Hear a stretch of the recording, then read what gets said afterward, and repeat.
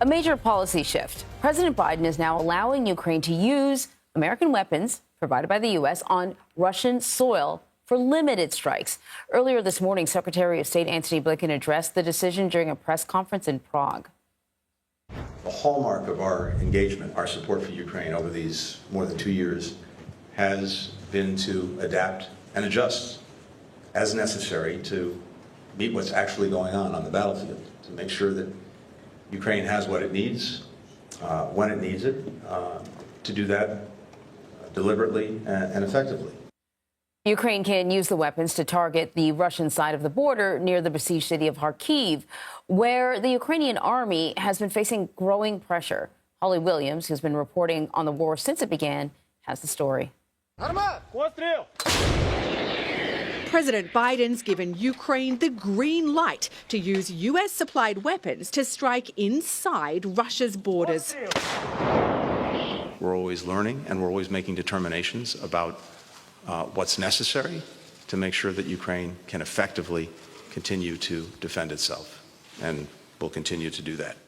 But there are conditions. Ukraine's now permitted to fire American-supplied weapons into Russia at forces that are attacking or preparing to attack in the region close to the Ukrainian city of Kharkiv, a US official told CBS News.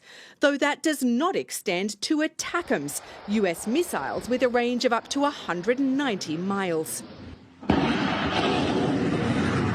Still, it's a major shift.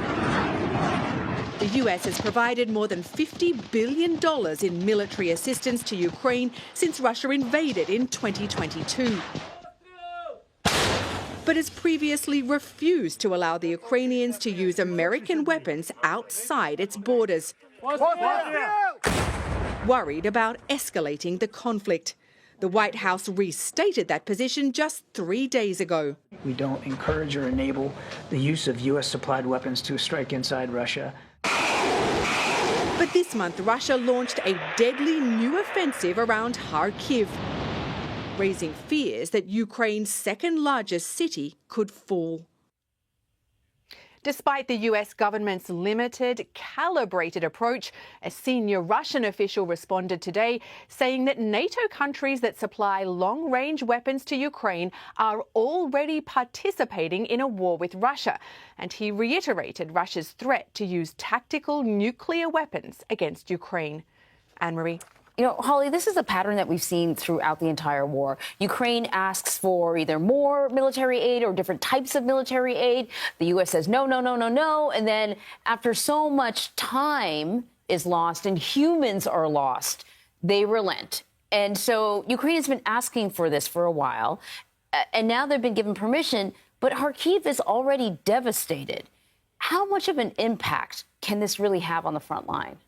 Yeah, I mean, it's an interesting question, Anne-Marie. You know, since the earliest days of the war in Ukraine, there actually have been strikes inside Russian territory and acts of sabotage on Russian infrastructure that have been pretty widely attributed to Ukraine. We've also filmed with an armed Russian dissident group that is based in Ukraine with the permission of Ukrainian authorities, and that launched armed attacks into Russian territory.